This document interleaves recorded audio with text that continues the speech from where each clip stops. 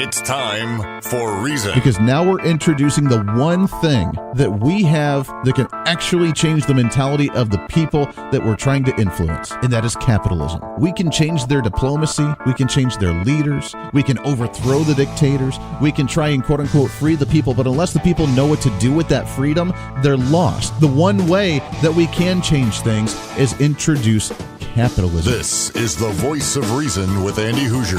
Then I'll get on my knees and pray. We don't get fooled again. Don't get fooled again. That's what I'm talking about. Welcome into the Voice of Reason, broadcasting live out of the heart of the nation. Here in Wichita, Kansas on the Big Talker, 1480 on the AM side, 102.5 on the FM side, KQAM. What's up? Simulcasting on TV, KGPT TV, channel 2610. Hey, it's great to have you along today on a pre-Friday celebration. You know it, baby. That's what we're excited about. We see the light at the end of the tunnel, the weekend right around the corner. And let me tell you, we have been through the ringer, have we not? This last week, really, when it comes to this whole immigration thing, the separating the children from their families and from the, you're just an evil, terrible jerk, and you're just heartless, and you just don't care about the children. Is what we've been hearing really for the last week. And as you know, last evening, that President Donald Trump ended up signing an executive order to keep families together. Now, this does nothing for the zero tolerance policy that he has in place. That the only thing it does for the next couple of weeks is keeps the families together while going through the process. We need to remember, and this is what continues to be forgotten throughout this entire process, we need to remember that the only ones that were being separated, the only ones that were being detained the way that this was being detained, were the ones that were crossing the border illegally. That's it. They were breaking the law. Now, I know it sounds like a very horrible, terrible position to stand on, but hear me out. Someone comes to the border with being an asylum seeker, wanting to get asylum for where they were coming from, which, by the way, doesn't that totally reinforce the whole idea that Donald Trump said that the rest of the nations are kind of, the not-so-good places that are radio-edited kind of word, a blank hole? Doesn't that reinforce that? Oh, Donald Trump, you're a racist for saying that. How dare you think that other nations are blank holes? Oh, but they live in really terrible crap holes, and we need to actually accept them for becoming asylum seekers. So they come to the border, knocking on the door. Hey, we want in. Please let us in. Hello, we need your help. We say, all right, you know what? There's only so many we can take. We're limited on resources. We have a system where we can only accept a certain amount of people each year and from certain areas and from certain parts of the world because we're trying to keep it, fair and redistributed among the world so we can only accept a certain amount. If you didn't get in today, sorry, try again tomorrow. There is and a little bit later, I do want to have the time to do this because I know that we've been through the ringer. I know that we're sick and tired of hearing about this issue, but there is a really good story out of, I want to say, TexasMonthly.com that did kind of a Q&A with the Children's Border Project, talking about the children being separated and the process of this, the process of what they actually go through. There's also a video that I'm going to play. You're not obviously going to be able to see it, but you can hear the audio of what the camps or what the quote-unquote prisons look like for the children and what they're actually receiving. But between these two and between this interview, this Q&A they did with Texas Monthly and the Children's Border Project talking about the children being separated, they all admit the only reason that they're actually getting separated is because of the ones that that try to cross the border illegally. Now, we have the zero tolerance policy, which is in hindsight, it is a good policy. Zero tolerance. We do not tolerate people breaking the law. Oh, Andy, that's a heartless position to take. Really?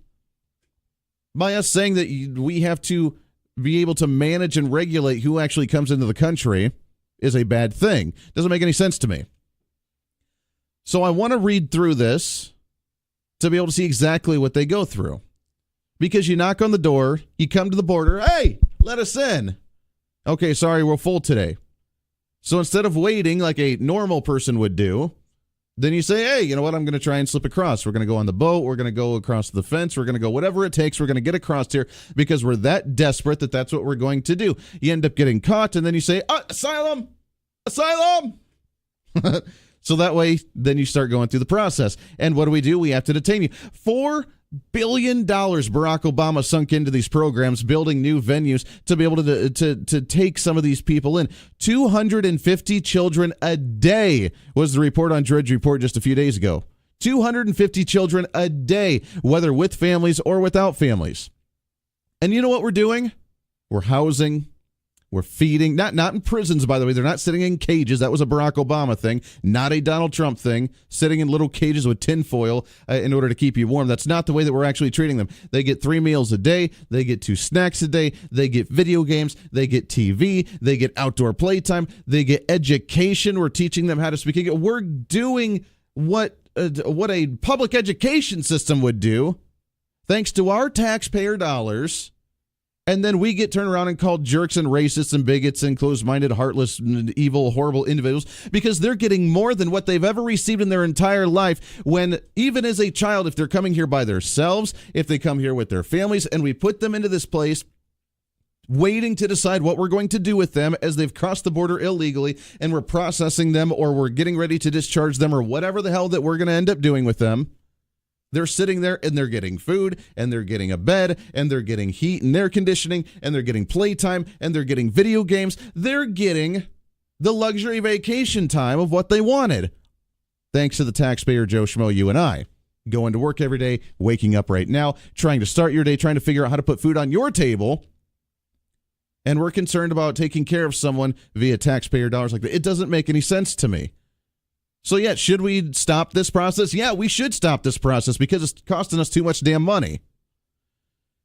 President Donald Trump, according to the AP News, ends up signing the executive order yesterday, bowing to pressures. This is how they, of course, worded, bowing to pressures from anxious allies. President Donald Trump abruptly reversed himself Wednesday and signed an executive order halting his administration's policy of separating children from their parents when they are detained illegally crossing the U.S. border. It was a dramatic turnaround from Trump, who has been insisting wrongly that the administration had no choice but to separate families apprehended at the border because of federal law and a court decision. Here's a big question. Why did he do it? Was it too much pressure? And what is this going to do when it comes to the elections? They say pressure from anxious allies. Many of the Republicans that ended up supporting something like this, according to the media at least, are concerned about their upcoming midterm elections and the support that they're actually going to get because they're concerned about this big blue wave that's going to be taking over the nation. And that's just not the case. The blue wave is not happening. Every primary result that came out so far, I mean, the activists are the ones that showed out for the red and for the blue side. And if we lump together all those numbers and put it into a general election, 0 seats would have been changed so far across the entire nation. No blue wave is happening. We don't need to be concerned about it, but it's election time and politicians panic on both sides of the aisle. Why do you think that some of the Democrats are actually coming out and saying, by the way, this is in red states where there's been strong support for Trump, saying, Trump's actually not doing that bad of a job. Maybe I should start supporting him if he does something good, quote unquote. So that way they can actually look like they're appealing to the Republican base that they have in their states. There's been a few of those because they're getting a little concerned. But Republicans are concerned as well. And now all these issues, all these emotional issues, not facts, not the emotionally driven issues always happen right before an election. Trying to rally the base, trying to rally the individuals that normally don't turn out to try and get that emotional connection with them. Now, there are some, and I will give it, there are some that actually truly, honestly believe that this is what we have to fix on and what we have to address and what we have to focus on. And there are some that actually do want to do the good, and I'm not discrediting them in any way, shape, or form. I get it. It's an emotional argument. But the ones that are actually in elected seats, the ones that are actually elected officials, give me a break. Are you kidding me?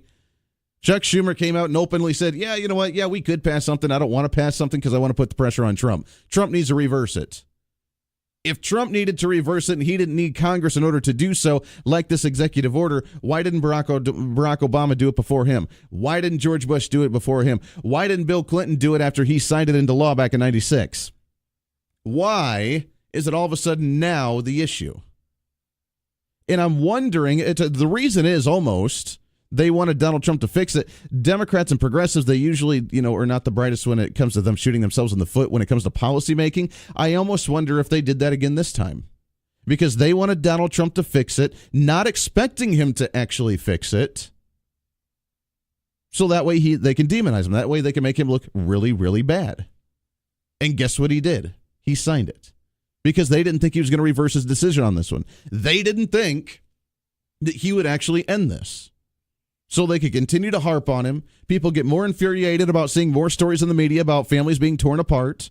And then they could continue to demonize him going into an election, to say that not only Donald Trump, but the Republican Party behind Donald Trump and all the Republicans running for office are actually the ones supporting separating children from their families. Guess what? Donald Trump, again, outsmarted them, outwitted them, signed the executive order, and now he gets the credit in order to say, yeah, you know what? It's a bad policy with them separating families. There's nothing on the books that actually says specifically you must tear the son and daughter apart from the parents as they go through this process. There's nothing in the books that say that. Even when Bill Clinton wrote that back in the day, there's nothing on the books that actually said it. That's just the way it ended up happening, because they had no other process to do so. If you remember, there's a little bit different process between the engineer in the office writing up the blueprints and the actual construction worker putting it all together on the floor. If you know, and if you actually follow any of these types of processes, there's a vast difference between what the blueprints say with the engineer who's all philosophical with the numbers and the guy who's actually piecing the project together out on the floor or wherever it needs to be built. When you sign legislation in government and in Washington, D.C., which, by the way, as we all can probably admit, at least I hope so, that the federal government's very inefficient, that most of these specialists and heads of different departments and agencies actually don't have degrees or actually have a background in those categories or topics or genres. They're just politicians. Yeah, you know what? I think I'll run the Department of Energy today. Okay. Do you have any background in that? Well, no. I'd like to run the Environmental Protection Agency today. Okay. Great.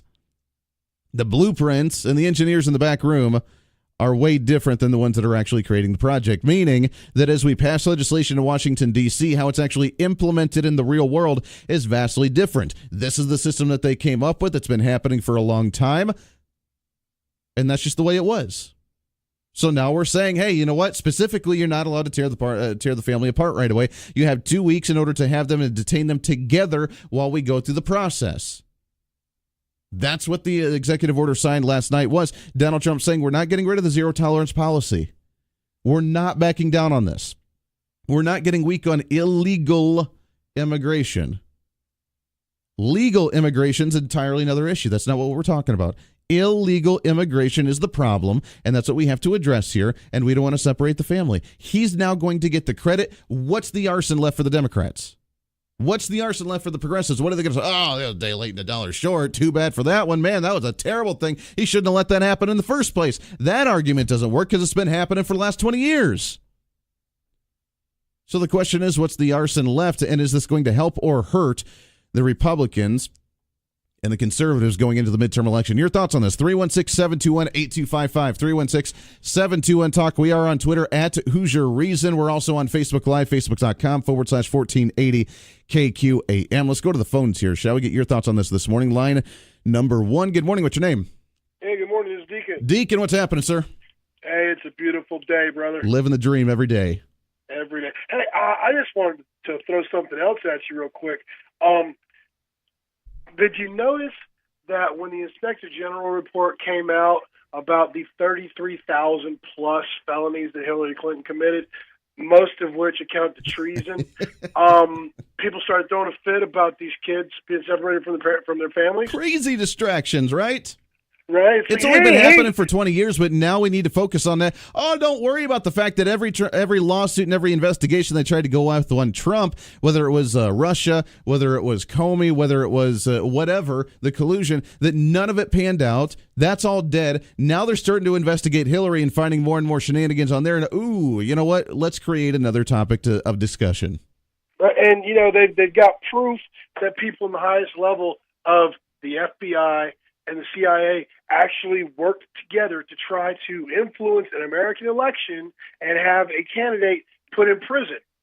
Sure. You know, they were all going, oh no, Trump's, they've got emails from people who, are in positions of power with those organizations saying, no, Trump will never be president. We're going to stop it.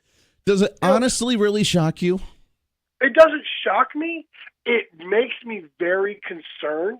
And the thing that concerns me the most is the fact that people aren't paying attention to it. Or they refuse to acknowledge it.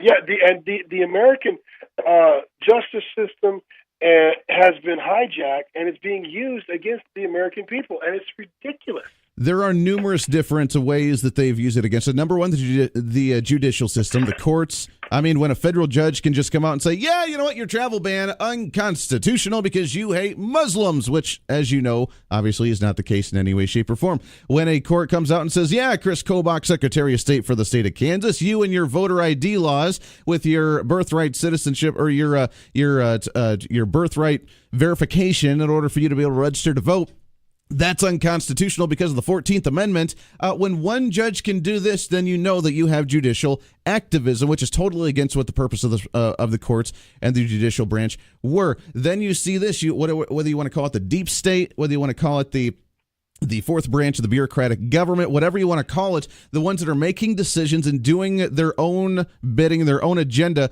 without our say, without our oversight in any way, shape, or form, then that's a problem. And that's where we've come to our government. We have a long way to start cleaning some of this mess up.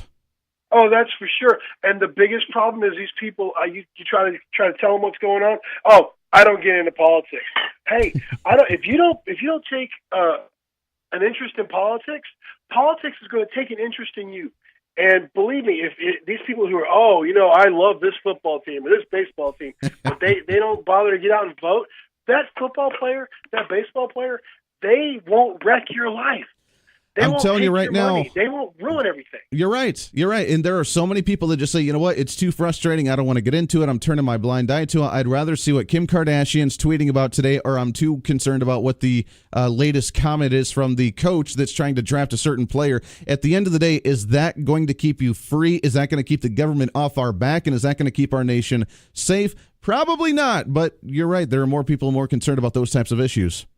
Right, and I'm going to say it once again because, like I said, Ronald Reagan, one of the greatest presidents we ever had.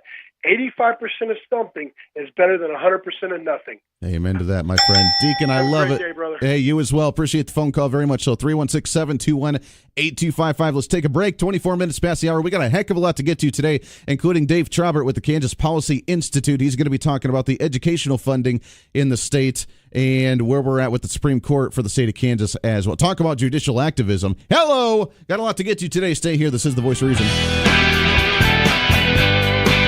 You're listening to The Voice of Reason with Andy Hoosier.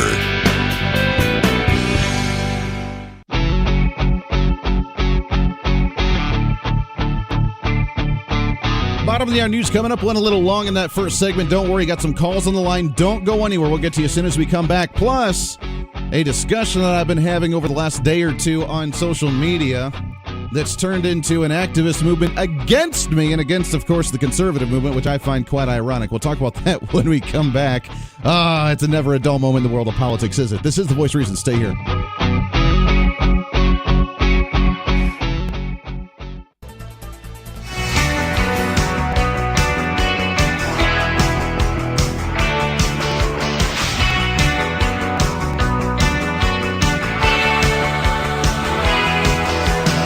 Listening to The Voice of Reason with Andy Hoosier. Right on!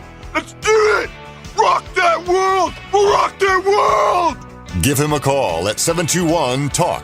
Hey, welcome back into The Voice of Reason. Good Thursday morning to you. It's great to have you along today. 316-721-8255, 316-721-TALK. Starting your morning off the right way. Interpret that one however you may do so. Trigger warning for all those on the other side of the aisle. It's okay. We get, one or two calls a week about someone trying to argue and debate, and I love it. We'll keep you on as long as you want. If you do want to try, call in and catch me up. That's quite okay. Better than a cup of coffee, a shot of espresso, even an energy drink right here on the show. We have some calls online I want to take you, but I also want to, there was a discussion on social media yesterday that went on for a long time. They just don't stop. And it's always one of those, of course, as conservatives, I mean, you get this. You're in a discussion either on social media, at the corner of the pub, or in a venue, wherever you're at work, and it's kind of like the 5 against 1 sort of thing, and they're just, it's like the bickering henge. And they always come after you about how terrible you are, and of course, just the heartlessness of who you are, the fascist that you usually are, the evil, terrible jerk with no soul, and how you just can't fathom what the situation and conditions that they're living in under. And you know what? There are many people in the world that are struggling in many different ways, whether it's someone because they live in an oppressive government, because it is a blank hole that Donald Trump had rightly pointed out, whether it was because they actually don't have any funds to actually survive, so therefore they're going to hate people that have more than them, or whether it's someone who just doesn't appreciate the greatness of the nation, or someone that's like, a homeless vet who's struggling and just can't make it day to day, and that society's just cast them aside. It's a terrible ordeal. Everybody has a story.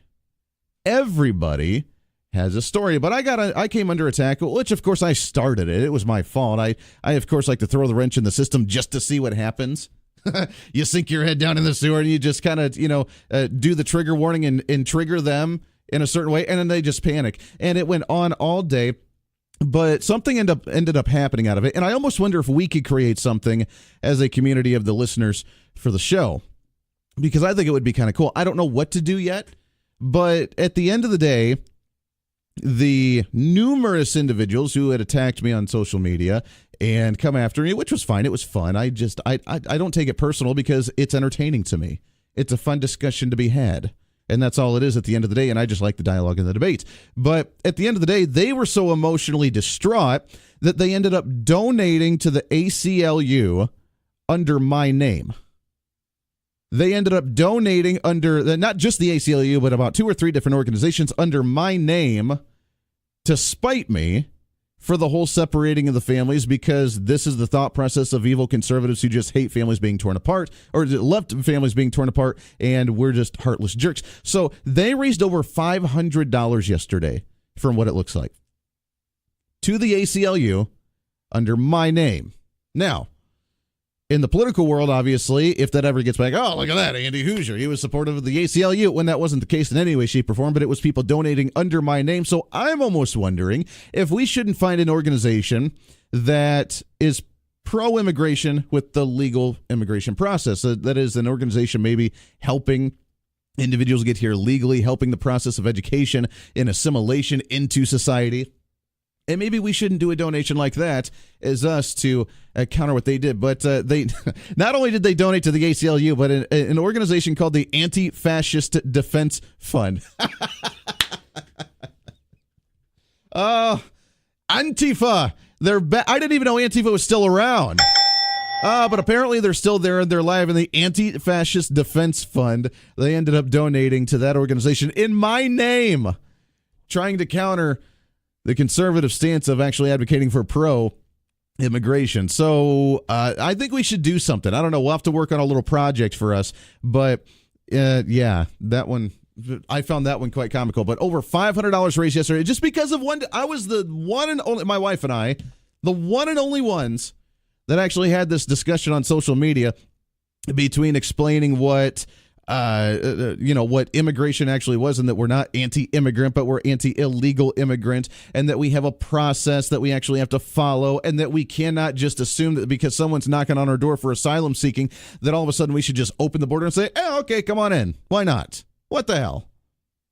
And then, of course, it just drug out into numerous different side projects, a nice little weed into the weeds for certain issues. But, yeah, there you go. $500 to the ACLU and the Anti-Fascist Defense Fund by some triggered progressives who just didn't like my stance on many issues, which is totally okay, and good for them. They felt like I continued it, and I knew that they were giving away. The reason I continued on was because, I mean, if they truly, honestly, passionately felt very passionate about what they were advocating for and what they were donating to, they should have donated more, right? I mean, if we get it, if we're so better off here and they're so bad and they feel really guilty about that, then they really need to donate more. I mean, they really, honestly, truly need to donate about to the point to where they're out there suffering just as much as the asylum seeker or refugee trying to come into the country, right? So, I mean, I figured, what the hell? Let's let them. Let's just continue to trigger them until they continue to donate more, until they probably put a second or third mortgage on their home, and they struggled too much because that's how much they wanted to I mean, if it's truly that passionate, they probably should have sacrificed more, right? The Anti-Fascist Defense Fund. Give me a break. Line number 1. Let's go to the phones here, shall we? Good morning. What's your name? Scott. Hey, Scott. What's happening, sir?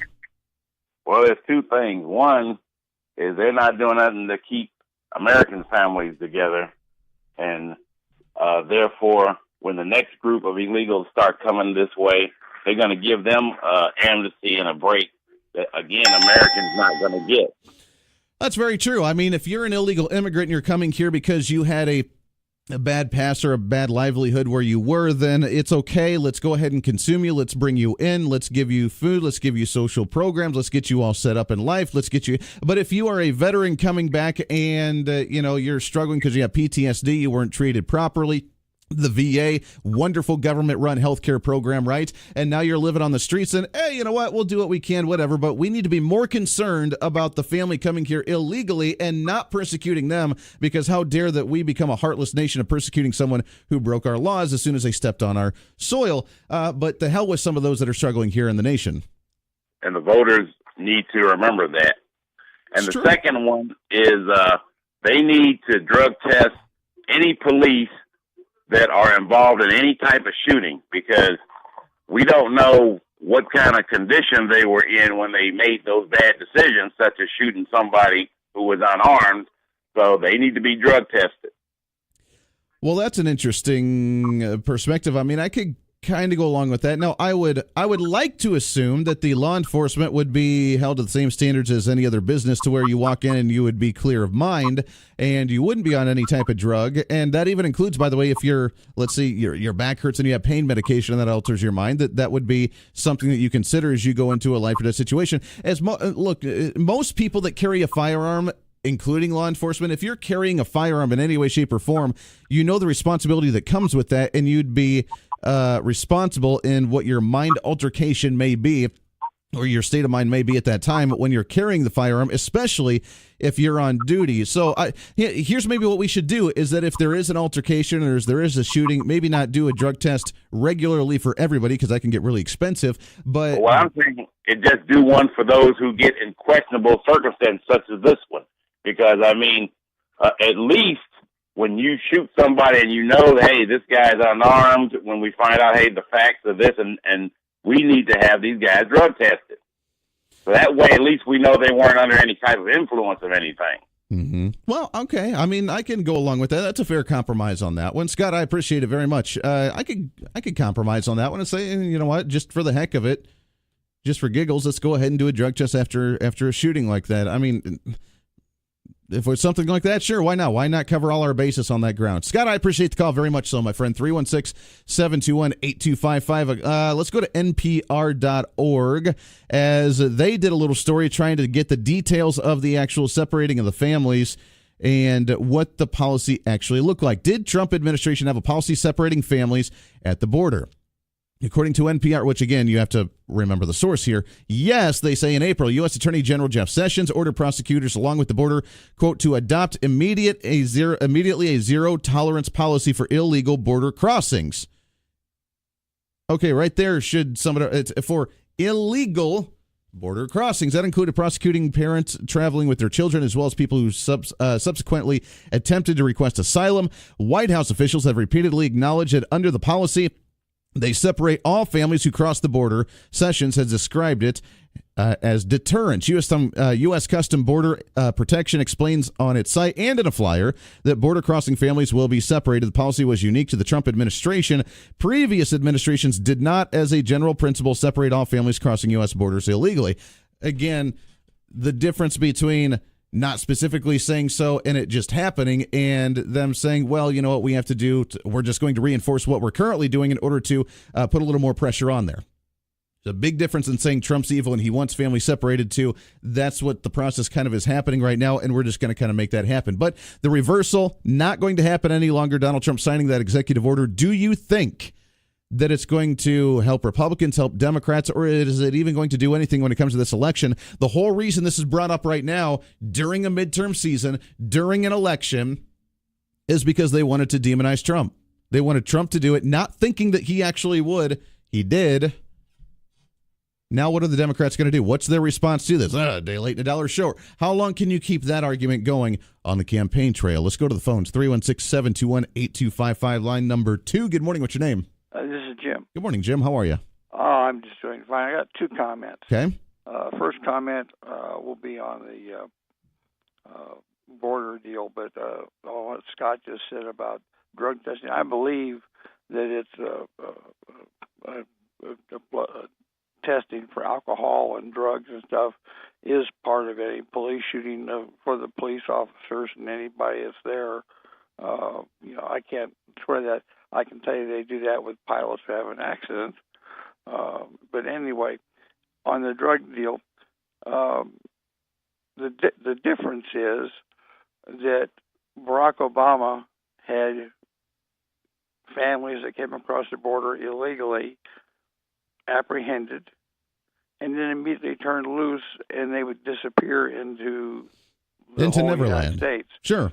Trump is holding the people, the adults, until they verify whether that person has a legal justification to be here, being, a refugee rather than just, an invader. I mean, you're right. I mean, look how many people are coming across now. The leniency that we have. We are one of the most lenient nations on the face of the earth when it comes to people coming into our country. Nation. You're There's right. no place else in the world that just lets anybody come in. Just waltz and on gives in. them. I mean, these kids have come from poverty in wherever country, El Salvador or Honduras, wherever they're from, and they're now got air-conditioned buildings, soccer fields, 3 meals a day, dental care, doctor care, eyeglasses, whatever they need, they're getting. It's if you talk to the ones that are old enough to know, say the ones that are 10 or 12 years old, and say, how do you like it here? They think it's like paradise. They think they're probably at Disneyland compared to what they have. No, you're right. And you know what? The issue's gotten worse now with the number of people doing it because, as you mentioned, the Barack Obama policy before with the catch and release, with making it a little more lenient, with creating the DACA program and just saying, you know what? You've been here for a long time and it wasn't your fault then, but you've had 20 years to rectify it. So we're going to give you that option to do so, as opposed to going through a naturalization process. We're going to just give you DACA. We're going to let people come in. Now people are accustomed to that, and now we have a bigger issue because we didn't enforce the rules before. And only something like 3% of the people who got released would come back for their court date. Oh, of course not. I mean, what are they going to do? If you don't show up to your court date, what are they going to do? They're going to put a subpoena out. They're going to put the red warning out and say, we got to go track this guy down or this person down. But of course, you have to understand, too, the police in all these states are not allowed by various court decisions or decisions by Governor Moonbeam or whoever it is to ask a person, are you illegal? Are you where are you from? They can't do it anymore. Right. So once these people get away from the initial arrest on the southern border, once they get 20, 30, 40, 50 miles inland, they're gone. Well, that's true. Jim, I appreciate it very much. You're absolutely right. Look, I mean, this is kind of like, if you want to put it into a metaphor, it's like the parent that tried to be the best friends with the kid for the longest time. You didn't want to punish him. You didn't want to teach him values and morals. You didn't want to teach him what was right and wrong. You wanted to be their buddy and let them do whatever they wanted to. Then by the teenage years, they become a little spoiled. They become kind of a little progressive to where they can just kind of do whatever they want to. They don't feel like they have to deal with an authoritarian person telling them how to live their life and what they have to do. And the rebellion kicks in even more so than the normal rebellious teen. But the parents just didn't do the actual parenting. Now all of a sudden they realize it and they try to become the parent. What happens is that they rebel even more so because they're not used to it. That's exactly what's happening with our immigration system right now. We've gone years under Barack Obama that was very lenient on the laws when it came to immigration, that was very much into the catch and release, that was very much into the DACA, that was very much into being a little more lenient with people doing what they wish In that sense, now we have someone like Donald Trump that got elected on saying we're going to build the wall and enforce immigration, and we're going to allow you to come in. We love immigrants. We want you to come here. We want that big, beautiful door is what he'd like to say, but we're going to stop you coming in illegally. What happened? It started going down as soon as he got elected. If you remember, I mean, it went down close to 60% with people traveling across the border illegally. Now it's starting to pick back up because we've had a year and a half. We haven't done a thing. Congress hasn't acted. We haven't been able to implement laws. We haven't been able to enforce what we need to. We haven't been able to fix the system in order to make it a little more mainstream. They recognize that. They realize that they're calling our bluff. They see that we're weak, and they're starting to act out again because we're the parent trying to act parental, yet we just don't know how to do so because we've never done it in our life before. Got to take a break, wrapping up hour number 1. Lots more to get to. I also have the video of what some of these detention centers look like for the children, and we'll play some of that audio if we can. Also, kind of the, according to a Texas Q&A session, about what it actually looks like with the families being torn and why. Your thoughts? I don't want to spend the entire show on this because everybody's been talking about it. I know you're burnt out on this issue, so I don't want to spend the entire time doing this, but it is important to understand as we go to the voting booth what kind of repercussions this is going to have, not only for the issue itself, but now with President Donald Trump signing the executive order to make sure the families are together. What's it going to look like, how much it's going to cost, and what the process is going to be from here on out. Got to take a break. 7 minutes to the top of the hour. This is The Voice of Reason. The Voice of Reason with Andy Hoosier.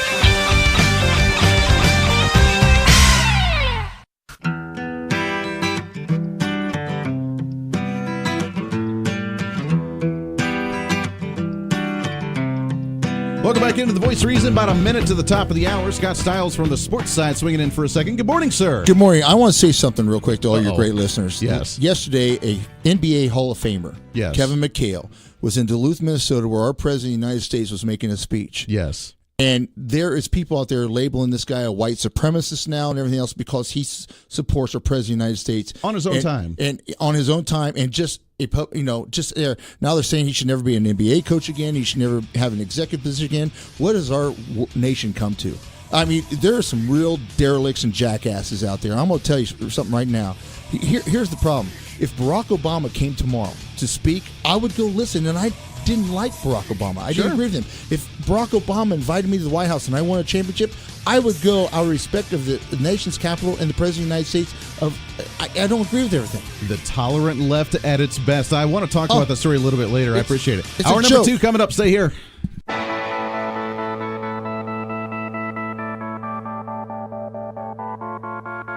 It's time for Reason. Because now we're introducing the one thing that we have that can actually change the mentality of the people that we're trying to influence, and that is capitalism. We can change their diplomacy. We can change their leaders. We can overthrow the dictators. We can try and quote-unquote free the people, but unless the people know what to do with that freedom, they're lost. The one way that we can change things is introduce capitalism. This is The Voice of Reason with Andy Hoosier.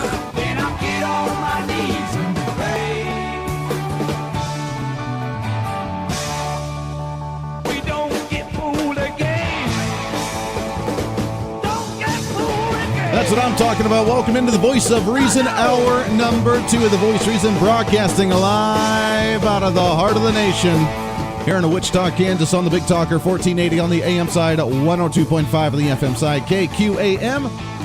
Simulcasting on TV, KGPT TV, channel 2610. Hey, it's great to have you along today on a pre-Friday celebration.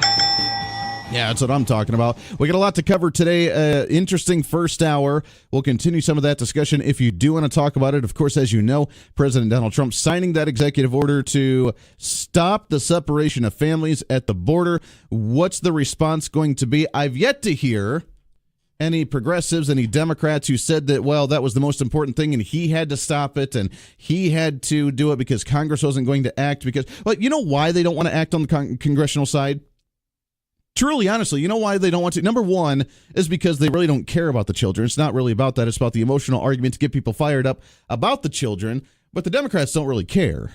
That's not what their agenda is. They want Donald Trump to look bad, but they want him to resolve it because they didn't think that he would do so.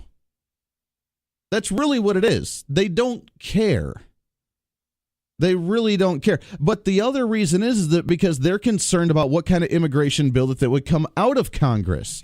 If you remember, all we have to do is revive the same bill that came out of the House back in February or March or whenever that was. When we actually ended chain migration, when we built the wall, when we enforced immigration policy, when we would have a very tough policy, when we would try to actually, it was a very good bill that came out of the House. The Democrats don't want that. They don't like that. So they would rather blame Donald Trump for not getting things done than they would actually to vote for something themselves, because they don't like what would come out of it, because the only thing that they would actually like would be complete amnesty for everyone and for the continuation of DACA, which is not going to happen. And Donald Trump wouldn't sign that. And then this debate would continue on and be drug out. So they have no interest in actually doing something productive. They have no interest in actually doing something decent. It's just, let's just hate Donald Trump. So Donald Trump did it. Fine, you know what? We're still going to have zero tolerance. Not going to tolerate individuals coming across the border illegally. And if you get caught, then you're going to get in trouble. But we won't separate your family. We'll just detain all of you. Isn't that what I actually advocated for yesterday? Isn't that what we said? Let's just detain all of them. Fine. Do it all together. That's what we want. If you don't want the family separated apart, then fine. Go ahead and just detain everybody all together. Have a hunky-dory time. And now we are sinking more money into the judges coming down to be able to judge. Here's a very simple judge that you can have. You were caught across the border. Were you supposed to be here? No. Okay. You're leaving. Go back. Try again. If you walked across the border when you weren't supposed to, that's it. End of story. You're not supposed to be here. Go back. Travel again. Try again, and that's the end of the story. That's really what we need. It's a very simple process. I don't know why we need to hire more judges to say that. Oh, we're seeking asylum. Okay, that's great. You crossed the border illegally. Try again. But Mexico's such a terrible nation, we can't live there. Really? I thought that it wasn't a blankety-blank hole, right? What Donald Trump had called it. 316-721-8255, 316-721-TALK. It's the talking out of the both sides of your mouth when it comes to the progressive mentality. But your thoughts on that, if you do want to comment on it, you're more than welcome to do so. I don't want to spend the entire time on that, but I do want to mention, if you did not hear in the first hour, there was a movement yesterday against me because, well, you know, I threw the wrench in the system. I caused it. Of course I did. I know I did. I openly know I did, and I do that, and I would do it again because it was fun and entertaining. But on social media, the debates were going on and on and on and dragging on and debating like 5 or 6 people. I don't know. But there was a movement to donate to the ACLU in my name in order to try and stop the human rights, civil rights violations at the border for the illegal immigrants that are being separated and torn apart from their families. And I just found out this morning that they ended up donating over $500 to the ACLU in my name. In my name.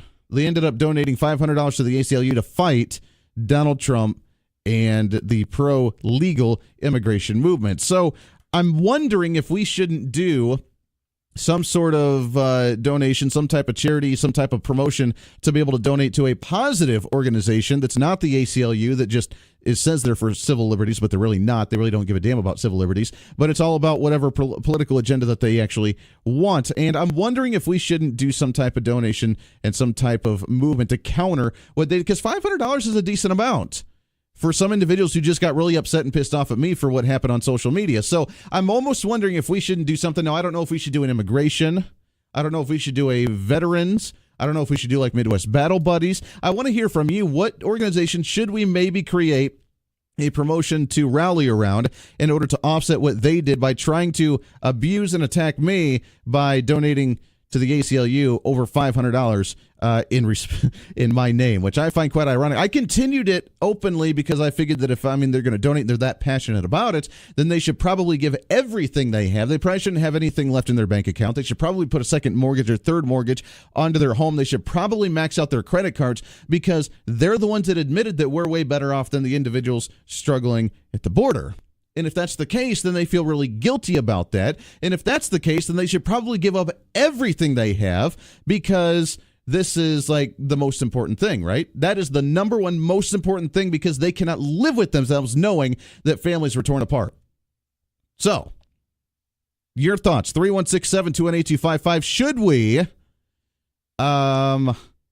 find an organization to counter their contributions to a liberal progressive organization like the ACLU in my name, and should we counter that with some kind of positive conservative message? Your thoughts on that? Let's take a break. I want to shift gears a little bit when we come back. There is some stories here, speaking of the ACLU, with them going after Chris Kobach again here in the state. Also, we're going to have Dave Traubert from the Kansas Policy Institute on in the third hour. He's going to be talking about some educational funding in the Kansas Supreme Court. There's news about that. The Wichita School District renewing their pledge that they've already given over $2 million, their pledge to continue the fight for educational funding at the Supreme Court level, and we'll talk about that as well. But first, let's go to the phones. Get your phone calls, 316-721-8255. Line number 1. Good morning. What's your name?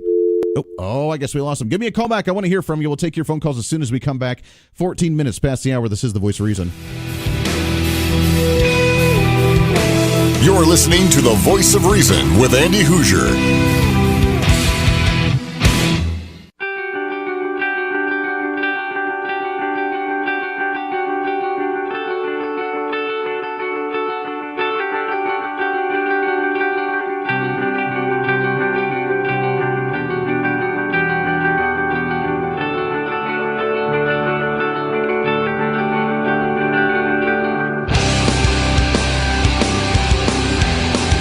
20 minutes past the hour. Welcome back into The Voice of Reason on a Thursday. It's great to have you along today.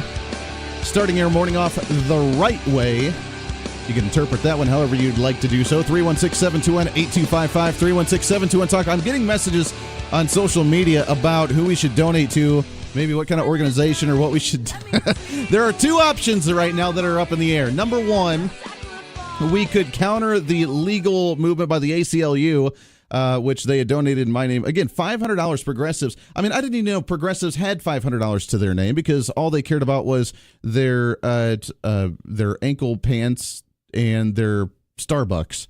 I didn't realize they had enough money to be able to do anything else.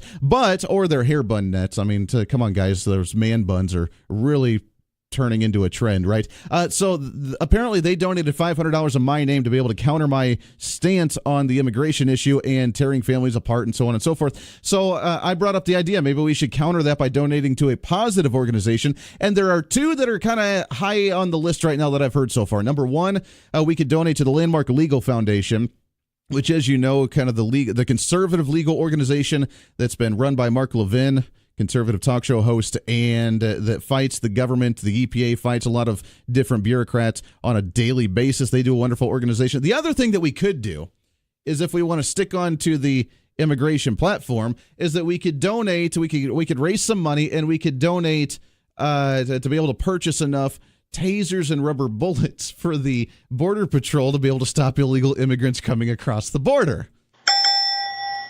I'm kind of up in the air on this right now. So we'll continue to think about this, and we may start something here very soon. 316-721-8255. Let's go to the phone, shall we? Good morning. What's your name? Yeah, this is Bruce. Bruce, how are you, sir? Yeah, I'm doing great. How are you, sir? Doing all right. I think what you ought to do is call up those people and say, hey, look, that donation was a mistake. I'd like you to refund it to me. Ooh, there you go. Sorry, I didn't actually donate that one. And I was wondering if people, because they posted their receipts on social media with my name on it, saying, hey, dear Andy, thank you so much for your contribution to the ACLU, yada, yada, yada. And I'm almost wondering, isn't that some type of fraud to use my name for political contributions? It would sure seem to be that way. I don't know. I'm wondering if I should try something like that. I'm thinking identity theft. It's something like that. So maybe I couldn't call up and be like, hey, you know what? I don't know what you're talking about. This is not my name. I don't know what's going on. I would like a refund on my, please send me a check. Yep. I could go along with that. What do you think? If we do a counter contribution, what do you think? Landmark Legal Foundation, or should we get some tasers and rubber bullets and send them down there? I think we ought to arm some predators with hellfires and put them over the border. Oh, there you go. There we go. That would work too. I like that idea. There we are.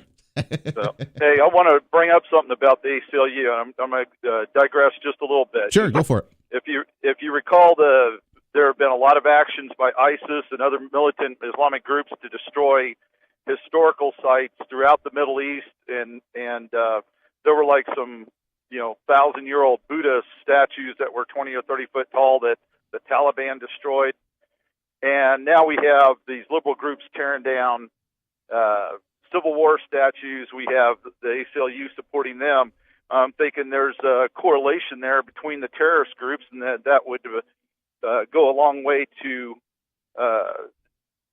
pointing out that, or proving that the ACLU is nothing but a terrorist group, because they've been doing nothing but tear down what our founding fathers believed in since their formation.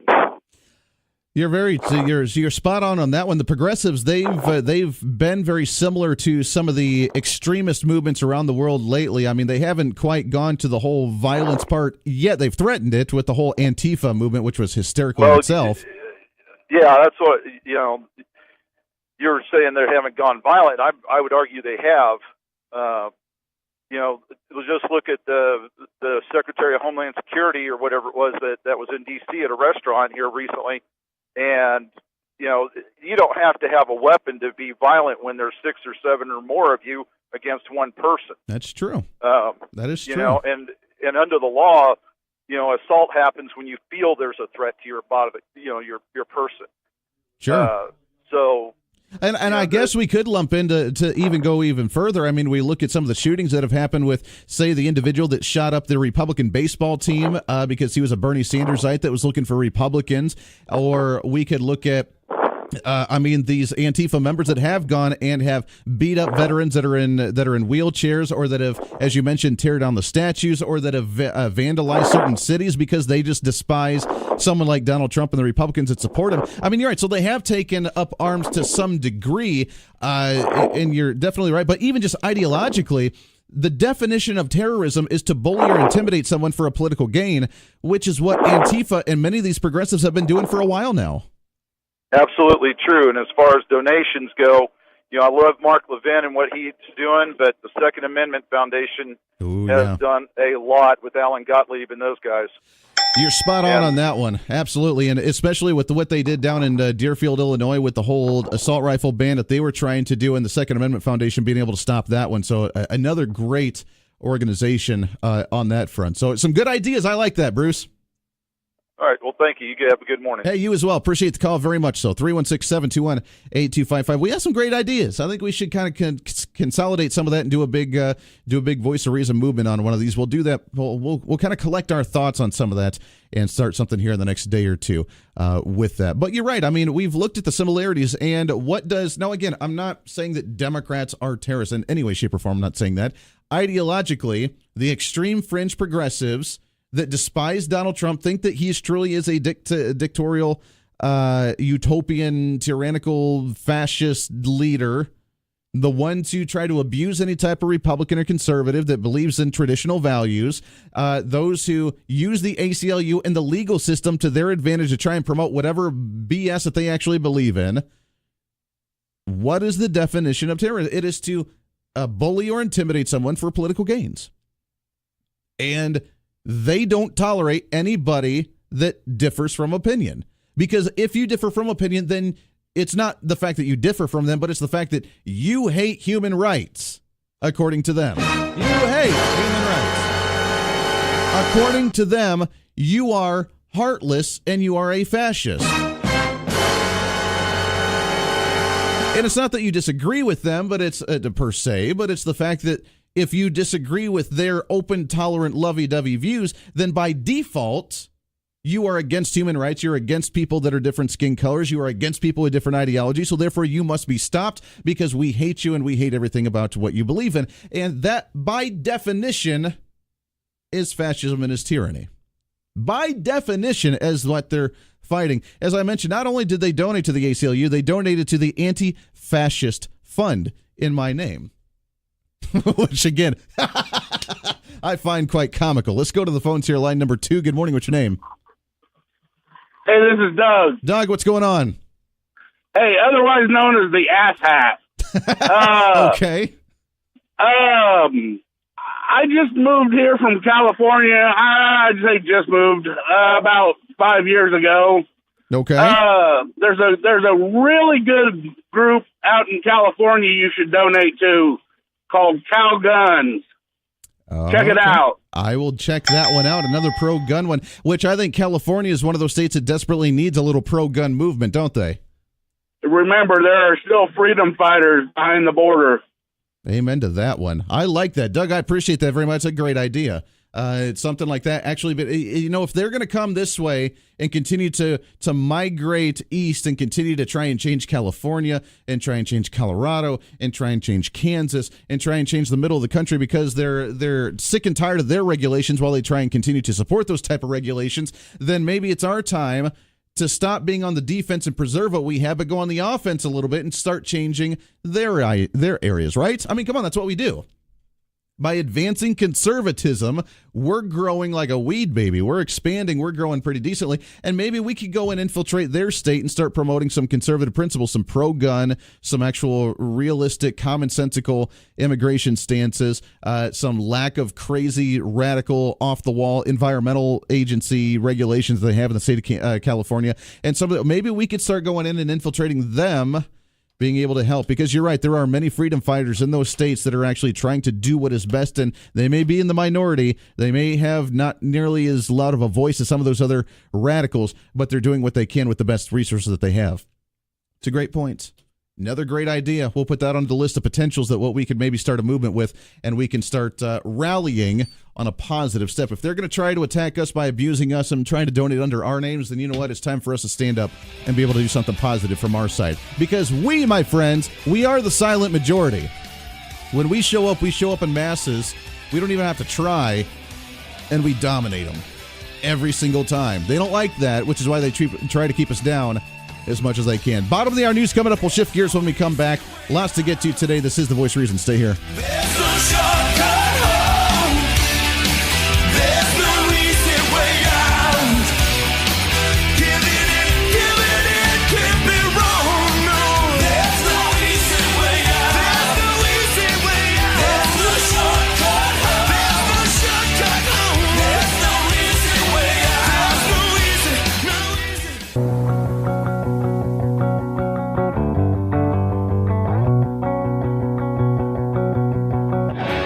It's time for Reason. But conservatism, that is not dead. Actually, we're going back to that, and we're doing that in very large steps. We are repealing government mandates. We're repealing big government regulations. We're getting the economy going again. We're focusing on the private sector. We're doing some really great things that lead to what the Tea Party's been fighting for a really long time. The Voice of Reason with Andy Hoosier. That's what I'm talking about, and that's what we try to promote every single day. Traditionalism, conservatism, Americanism, patriotism on a daily basis. Waking you up better than a cup of coffee, a shot of espresso, even an energy drink. Welcome back in. 316-721-8255. Coming up in about a half hour, Dave Traubert, Kansas Policy Institute. He'll be joining us. We do have some big stories when it comes to the Supreme Court and public education in the state. I know it's something that we focus a lot of time on the show, but it's extremely important, especially during the off season. As will we be called into a special session? Will they be advocating for more money? We just increased the state's funding by $100 million, and a heck of a lot more that potentially could be in the next year, as we've seen a lot of stuff coming out from the last couple of years. I want to shift gears just a bit, though. We'll continue the donations and the different organizations in a bit and talk about what we could potentially do, because I really don't want this to go unanswered by the progressives who think that they're really clever and witty by donating to an anti-fascist organization and to the ACLU by the amount of over $500 in my name, because I started some stuff on social media. Again, my fault, but I do want to do something as a response. We'll just have a little organization on that, and we'll talk about that in a bit. I do want to tell you, a few days ago, was it yesterday, 2 days ago, we talked about a carbon capture movement that Governor Jeff Collier, along with a few other governors from the area, Oklahoma's Governor Mary Fallin, and a few others, ended up signing on to and trying to promote. And I wasn't quite sure what it was. Now, here's the original press release. This came out of Oklahoma's press release about what happened again. A bipartisan group of governors today announced the formation of a new national effort to provide state executive leadership, focus, and outreach on behalf of carbon capture policy and technology deployment. The governor's partnership on carbon capture will initially be led by Governor Matt Meat of Wyoming, Steve Bullock of Montana, Governor Mary Fallin of Oklahoma, along with Governors Gary Herbert of Utah, John Bell Edwards of Louisiana, Governor Jeff Collier of Kansas, along with a couple others will be part of this group. The partnership will undertake initiatives and support policies that further the development and deployment of carbon capture projects and carbon dioxide pipelines. So, That was the story we read, and I said, okay, first off, why are we focused on this during an election time when we have more important things to focus on, like immigration, like tax rates, like regulations, like stupid, absurd things progressives have been doing for years? Why are we focused on this all of a sudden? Get up, oh, hey, climate change, hooray! And I wondered why, number one, why we were focused on it. Number two, what the heck it is. What is it? I don't even know what carbon capture. So I've been doing some digging and some research. And according to the CO2CaptureProject.org, CO2CaptureProject.org, they talk about what is CO2 capture and storage. And here's what the initiative is. Now, as I read this, think about the amount of money that would go into this. Think about the government, again, using the whole environmentalist thing for thinking the environment's there to save, but then trying to stop everybody from actually being able to live a free life. And think about why this would make sense in any way, shape, or form. Now, I'm not an expert here, obviously, but common sense has the big red flag pop up and say, wait a second, is this a really sustainable idea? Is this an efficient idea? Is this even a good idea in any way, shape, or form? CO2 capture and storage, or CO2 sequestration, is the term used to describe a set of technologies aimed at capturing carbon dioxide emitted from industrial and energy-related sources before it enters the atmosphere, compressing it and injecting it deep underground in secure geological formations and ensure it remains stored there indefinitely. You're telling me that we're going to build technology that's going to take it from the evil, terrible, the smokestack. Yeah.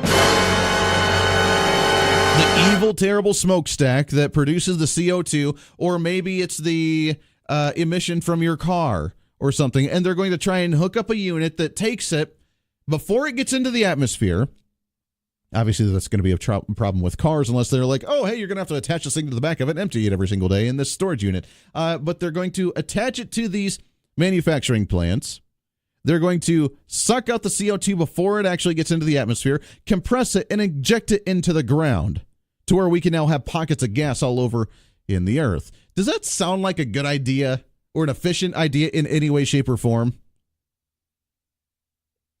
And we're going to promote this to the government. Now, if it was a private entity that says, hey, you know what, we're going to try this. It's going to be a private business that we're going to try and kick off, and it's going to be this new industry, and we're going to see how it goes, then all the power to you. That sounds great and wonderful and hunky-dory. But the fact that, of course, the government's going to promote this initiative, and we're going to possibly, I'm sure, promote some kind of grants or some kind of money into it, and we're going to say this is, I mean, if we have the technology, then you know the government's going to use it.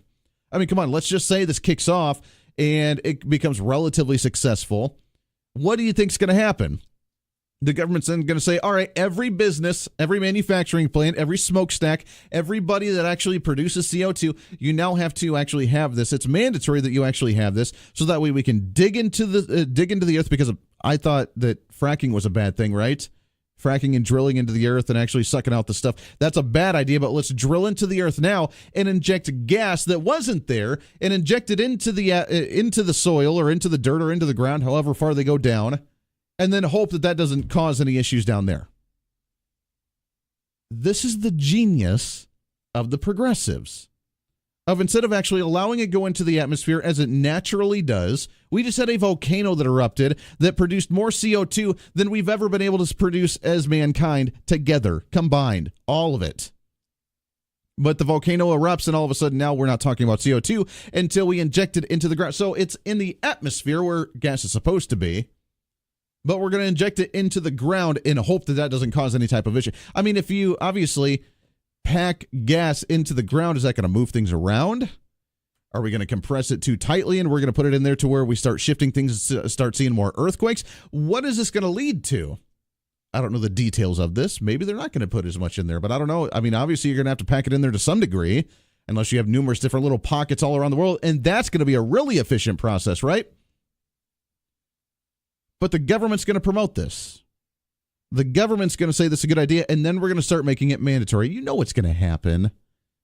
And then they're going to say, well, it's not efficient for us to drill a hole, a mile into the ground everywhere for every single individual, for their cars and for their breathing and for the flatulence of cows, the way they like to regulate that in California, and all these other initiatives that we need to try and stop with the CO2 going into the air. So what we're going to do is we're going to have a citywide plant where we actually have the CO2 that we blast down into the ground, and it's going to be required that every day that everybody drives around with their car, they consume all the CO2 into a nice little pocket that's on the end of their tailpipe, and then before the end of the day, you go and actually release it in there. And oh, by the way, all businesses, it's now mandatory for you to purchase this, which is going to be another business expense, in order for you to be able to have to do this. This is the kind of lunacy that we're up against. And unfortunately, now again, this may be a better deal than what it sounds like here, but just the concept of having a carbon capture and storage by building a line, a pipe down into the ground, capturing it before it releases into the atmosphere, how they do that, I'm not sure, and then injecting it into the ground, into the rocks, to me, doesn't sound like the smartest thing to do. But I could be wrong. Now, on the positive note, I do got to give Governor Collier credit. We do, when people do good things, I really want to give them credit. And he did do something that I agree with. And this kind of goes into the immigration debate to some degree. Governor Jeff Collier slams the door on murderers, rapists pleading for clemency, according to the Topeka Capital Journal, as Governor Jeff Collier rejected pardon applications from 21 people as of Tuesday convicted of murder, rape, child sex, and drug offenses. Collier, who's seeking the Republican nomination for governor in the August 7th primary, only 9 pardons have been granted by Kansas governors during the past 25 years. One of the most recent was Governor Sam Brownback, if you remember, pardoning the Colorado man convicted of insurance fraud. But just because you have the ability to do so, Governor Collier says, that does not mean that in an appropriate case involving injustices or other justifications, I will not grant a pardon. The pardon power is so significant that it should be exercised sparingly and with the most thorough review, never for political purposes or favors. And for that one, completely agree. I don't know why it's always used as a political thing of, oh, let's pardon this guy. Let's pardon. You get a pardon, and you get a pardon, and you get a pardon. Kind of like sitting at the stage of Oprah Winfrey, right? Everybody gets a pardon. I don't know why we use that. The same thing, and I gotta say, it's the dumbest thing. I don't understand the history behind it or the significance behind it, but why the president during Thanksgiving pardons a turkey? Why do we do that? Why do we even go down that? Why? Instead of pardoning it, I would like to see a ceremony where the president's like, that's the guy I want to eat this year. Let's just say if I was president, I'd be like, heck with pardoning. Instead of doing the pardoning ceremony for a turkey, I want to do a ceremony where I get to pick which turkey I'm going to see on my plate for Thanksgiving dinner as president. That would be a ceremony. Doing the pardoning ceremony, I just don't get it. But we do see the pardoning of different individuals. You saw President Trump just, a few weeks ago, pardoning the lady that had the drug offenses that Kim Kardashian had advocated for. Now President Trump's talking about pardoning other individuals, pardoning some from the Black Lives Matter movement, or pardoning individuals like that. So there's been some that have happened already. He's talking about doing more. And the governors and presidents always love to pardon people. Always love to just, we pardon them, showing a sign of good faith or the political agenda or whatever. I don't know. But a murderer or a rapist or a child sex or a drug offender, probably not someone that I would be okay pardoning just for the sake of pardoning. And they can send in their applications, I guess, but I give kudos to Governor Collier for not pardoning those individuals, because I don't know how I would feel about saying, yeah, you know what, we just pardoned someone who murdered 3 people. Yeah, we just pardoned someone who just, was on for child sex violations and trying to get with little kids. Really? Why would you even try and put in an application and think that you would actually get away with something like that? So that was kind of an interesting story. And then finally, on the front of Governor Jeff Collier as well, as we go into the election cycle. Now, again, this has nothing to do with the elections. This kind of shows that there is still there is some civility when it comes to politics, even during the primaries. As Governor Collier, this story from KSN.com, that Thursday morning last week, he was called to perform an emergency surgery on one of his opponent's family members. And it shouldn't be that big of a story. It's not that big of a story. We give credit to Governor Collier for doing that, being a doctor himself, jumping into an emergency surgery to help the family member of one of his opponents in the primary election. They didn't say who. Doesn't really matter who. Should not be a big story, but the fact that we still have a little bit of civility in politics today means that we should actually give credit on that one as well. Civility is a good thing, something the progressives have a very tough time trying to understand with someone of the opposition. 48 minutes past the hour. We'll take one more break. Wrapping up hour number 2. Your phone calls when we come back. This is The Voice of Reason. The voice of reason with Andy Hoosier on the Big Talker, KQAM.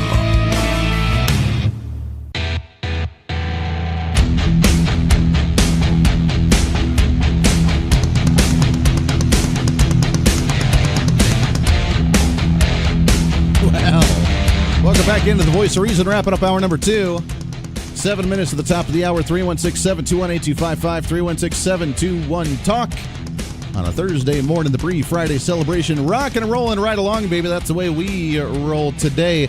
Here's the story from Kansas.com from the Wichita Eagle. Wichita School District's legal bill for the school funding lawsuits just passed at $2 million. This story coming out just a few days ago, as we are now, total statewide, we're $7-8 million in. Wichita School District itself, by itself, over $2 million of your taxpayer money. Your property taxes, your income tax, your sales tax, everything that you're paying and contributing into the government and into the local school district, going into that big pot, they've turned around and spent over $2 million of your money to go into the lawsuit to say that you need to spend more money. It's crazy how that all works, right? As Wichita School District's battle over state funding heads into another year, its legal bills are piling up. As Wichita School Board members on Monday this week unanimously voted to continue their membership in the Schools for Fair Funding, a coalition of districts suing the state. Let me ask you something. As a as a member of the school district, let's say that you're a parent, as many of you are, or maybe you don't even have a kid in the school district, but you're just an individual living here, paying into your taxes, your property taxes, your income tax, whatever. Did you vote? Did you have a say into the school district wanting to be part of the Schools for Fair Funding initiative to continue to sue yourself? You're suing yourself is what you're doing. You are suing yourself with your own taxpayer money, saying that you're not adequately spending enough money into the school district. Just imagine $2 million. What could have we done with $2 million in the school district? Maybe resources that the teachers wouldn't have to spend on their own money, right? How about the teachers union, baby? They are really defending and really standing up for those teachers as they make them pay up to $600 to invest into their own classroom, because the priority is the children, right? The priority is the teachers and the children to make sure they have the resources they need. So as long as you have the money to be able to pay for it out of your own pocket as a teacher, then you're all cool and everything's working great, right? The district doesn't need to spend that. We're too busy worrying about lawsuits to say that we don't have enough money because we don't have enough money, right? I've been driving around looking at some of the campaign yard signs and looking at and talking to different people lately. I've been trying to travel around and get out in the community a little bit and trying to talk to some people and just see where their heads are, or that they're thinking right now. And I've been seeing some of the schools in the area, and give me a break.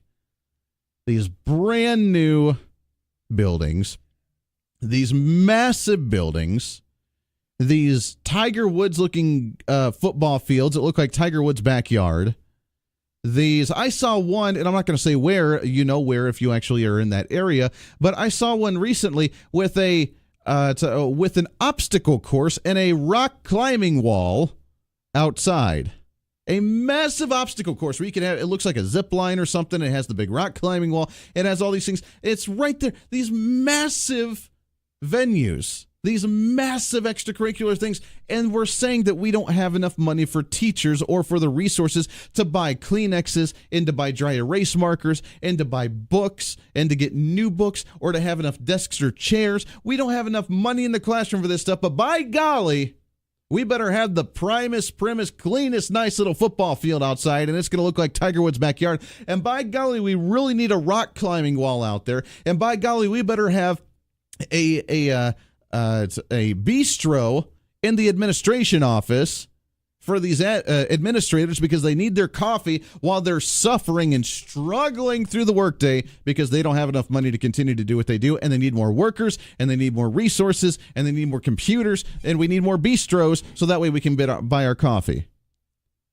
What the hell's been the priority for the public education system around this area while we complain and use our own taxpayer money to fund more ridiculous programs? I'm sick of hearing about it. I really am. I'm sick and tired, and I've reached the level of frustration, and maybe it's just because I've been frustrated the last couple of days with some of the conversations where people just don't get it, and you're banging your head against the wall. And I get it. I've done it to myself. I understand. But I've really hit a level of frustration with some of this. If you truly believe that you need more money in the education system, then I don't know what to do for you. I really don't. We need the money to be allotted to the right areas, to the right places. Yes, we want to help take care of teachers and students. That's what it's there for. It is not to see 78 school districts that happened 2 years ago, where we increased the number of administrators pushing papers behind the scenes, while we saw a decrease in student enrollment. Why do we need more administrators if we have less students? The priorities are not the kids. Just like in the immigration debate right now with the progressives, the children are not the priority. It's just using that for the fake news and for the emotionally driven arguments. Hour number 3 coming up. Stay here.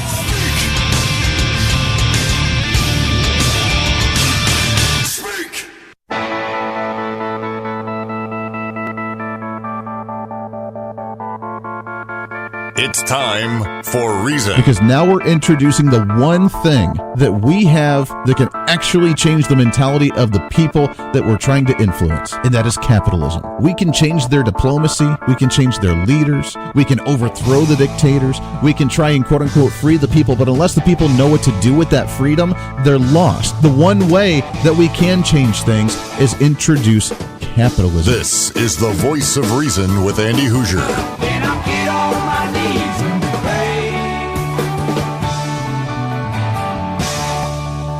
We don't get fooled again. Don't get fooled again. Oh, that's what I'm talking about. Welcome into the Voice of Reason, broadcasting live out of the heart of the nation. Here in Wichita, Kansas, on the Big Talker, 1480 on the AM side, 102.5 on the FM side, KQAM on TV, simulcasting KGPT TV, channel 2610. Welcome aboard. It is a pre-Friday celebration. Man, we've had some fun today. We got a lot of great ideas. We'll have more information on a contribution of what we may be doing here relatively soon to counter the the $500 contributed in my name, apparently, by the progressives trying to spite me to Antifa and to the ACLU. So we'll have a little fun with that coming up in the coming days. Stay tuned in for that. Lots to get to. Your thoughts and calls as well. 316-721-8255. 316-721-TALK. We are live on Facebook Live right now. Facebook.com/1480 KQAM. Go there, like it, share it, leave a comment. We've had a great response on there so far this morning. A lot of people checking it out. Welcome aboard. We appreciate you very much for doing so. The last segment, we had talked on the fact that Wichita School District has unanimously voted as of Monday earlier this week to continue to be part of the Schools for Fair Funding Initiative, the coalition that is suing us with our own state money to say that they need more money. Their bills for legality fees have peaked over $2 million, and now we get to fund that. Not only with that, but that we get to continue to do so with the increased spending that's ever ongoing. On the phone to talk about that and a heck of a lot more. We love having him on the show, usually in studio with us, but actually now he is out of the state, even in Des Moines, Iowa. But Mr. Dave Traubert, Kansas Policy Institute, is with us. Dave, what's going on, my friend? How are you? Good morning, Andy. Good to be here. Hey, it's great to have you back on with us. First off, let's touch on this story. Wichita's school district, is it really a surprise that there wasn't even one person, but unanimously voted to continue to be in part of the Schools for Fair Funding Coalition to sue ourselves for more state funding for educational funding? Their legal fees now capping over $2 million. Where do you think the peak's going to be on this one? Oh, Andy, it doesn't surprise me at all that they continue to do this. I mean, you understand they're really strapped for cash. They've only had a 41% spending increase since 2005, with a 3% increase in students. They've only been able to increase managers by 26% and put another $25 million into their cash reserves. So, I mean, they need a lot more money. They do need a lot more money, and $25 million in operational cash reserves. Record number, by the way, isn't it? I don't know if it's a record. It's right around $100 million. This is through through 2017. So, it's just they just spend and spend and spend. But now look at what they're getting for those results. According to the state assessments, 8% of their low-income 10th graders are on track to be college and career ready in math. 8%. Well, as long as 8% is going to be career ready, then I guess, hey, that's a success right there. To hell with the other 92%, because it doesn't really matter as long as we just continue to spend more money. Then maybe if we throw more spaghetti at the wall, it'll stick and we can have more students actually succeed, right? Yeah, this is just nonsense. No, there's never been a case where spending more money has caused outcomes to improve. I mean, money matters. Of course, it takes money to operate schools. But there's states like Florida, for example, that have blown past Kansas in comparative results on the National Assessment of Education Progress while spending more than $1,000 less every year. Every year. Mm-hmm.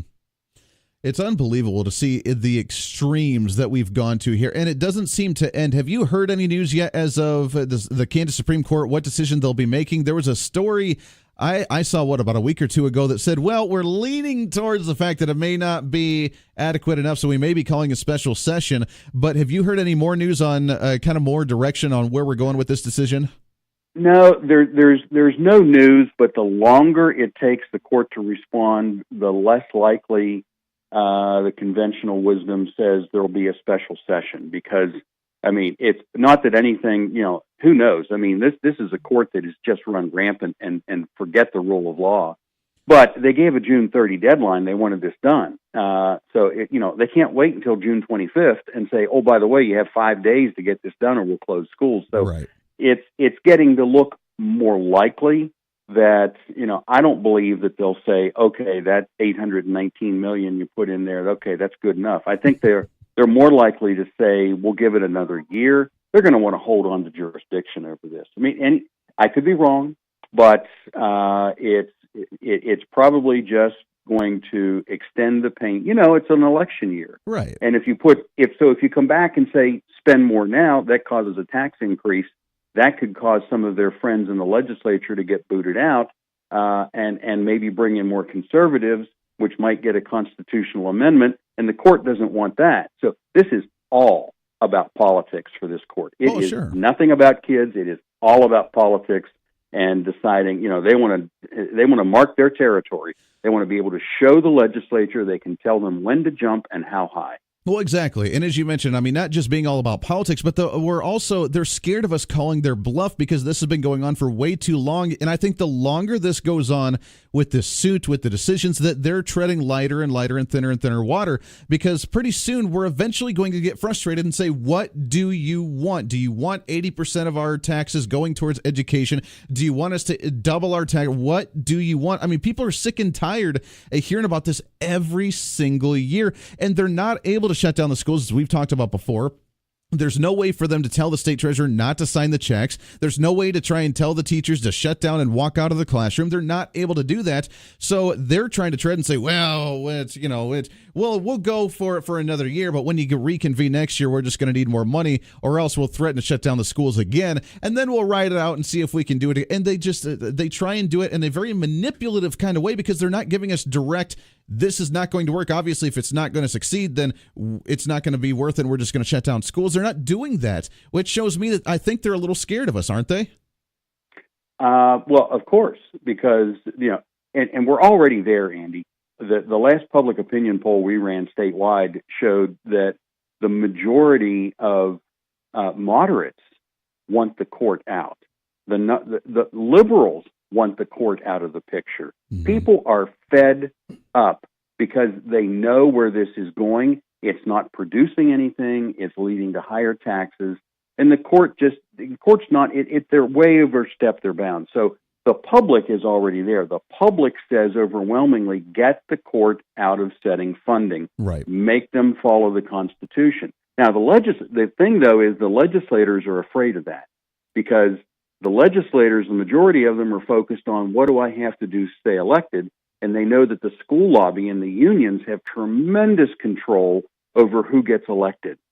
And so they're afraid to vote for the constitutional amendment that the public overwhelmingly wants. Sure. And so the game gets played. Let's make sure we keep the right legislators in place so the court gets its protection, and eventually enough of them that'll say, well, let's double the amount of school funding, whatever it is that'll make them happy for a few years. Oh, absolutely. And I have seen, I mean, we've been tracking some of the primary races and general election races around the state for legislative seats, and many of them that are trying to run on both sides of the aisle, by the way, are ones who are previous school administrators, and that's their big issue that they're running on is we're going to fund the schools the way we need to, and we're going to increase spending, and we're going to do what it takes to be able to get our schools back on track. That's the campaign that we're actually seeing from many individuals, again, on both sides of the aisle, because they know that it's an emotional, touchy-feely argument. It's a money grab. It is. It really is. Talk about the West Ed legislative cost study. You guys posted this with the Kansas Policy website, kansaspolicy.org, to find this, but the cost functions and when it talks about the minimum spending required, but talk about the review that was done with this West Ed legislative cost study. Well, there was, when the legislature convened this study, they also hired a professor to look at it and kind of a very short peer review. And he came back saying he liked it. Of course, he's one who believes that you can spend money and cause things to change. We hired another education scholar, one of the nation's leading scholars. We hired him before we even knew the results. And he came back and published this and explained why these things, not just this study, but why cost studies in general cannot be used. He gave some very specific reasons, like these researchers don't have access to all the information they need. But here's one of the big blockbuster findings. There was a 2011 study that said for these things best practices require researchers to adopt appropriate modeling and estimation strategies to check carefully for robustness and reliability of results. You know who's one of the authors of that study was? The author of the West Ed cost study. But she didn't do her own best practices in her study. Mm-hmm. And so what Dr. Scafidi, who authored our study, Dr. Scafidi challenges the court and the legislature and Governor Collier. If you want to believe this cost study works, put it through those best practices. Here are the 5 best practices. Put it through that and see if it works. It won't work, and they probably won't take the challenge, but it very carefully explains why these things can't work. I mean, so many of these decisions are inherently political. What's the right class size? I mean, if you're going to say that the court is the one who can make the decision, then why have the legislature at all? Why not just let the court set funding every year? Right. I mean, this is nonsense. His study, Dr. Scaffidy's study, also very succinctly laid out why, just debunked the notion that just spending more money causes achievement to improve. There's one of the figure 1 in here. He compares the change in spending with for several states and the national average with the change in test scores. In Kansas, we had from 1998 to 2015, there was a 39% increase, real spending. This is inflation adjusted, 39% increase in spending. The test score had a 2-point gain, where 10 points is the equivalent of a year's worth of learning. It had a 2-point gain. Florida had a 4% increase in spending and a 30-point gain. Wow. So if we go with the ratio that we're going at right now, how much money do you think that we do need to have ingested in there if they're going to continue to just waste it to be able to see that slow of a growth with that much money being dumped into the system? Well, the only way it would work, I think, to their satisfaction is like the old Obamacare or Obama's tax plan, his short form tax form. It was a postcard that said, question 1 is how much do you make, and question 2 is send it in. Mm-hmm. They're not going to be happy until they get all the money. Right. No, and they don't care if that means roads don't get funded and social services get cut. They don't care. Their attorney said, too bad. They don't have constitutional protection. We do. We get the money. We get the money. That's their priority. They don't care what kind of repercussions or consequences come from the Dave Trabert Kansas Policy Institute. Let's take a break here. 20 minutes past the hour. We'll have a short segment when we come back. When we come back, though, I want to talk about some of the, as you mentioned, some of the external factors. I mean, the size of the classroom, the home life from the child, that sort of thing, and how much that plays into the education of the child, and along with the decision-making the Supreme Court actually makes. We'll talk about all that and more. Got to take a break. Your thoughts and calls when we come back as well. This is The Voice of Reason. Stay here. You're listening to the Voice of Reason with Andy Hoosier on the Big Talker, KQAM.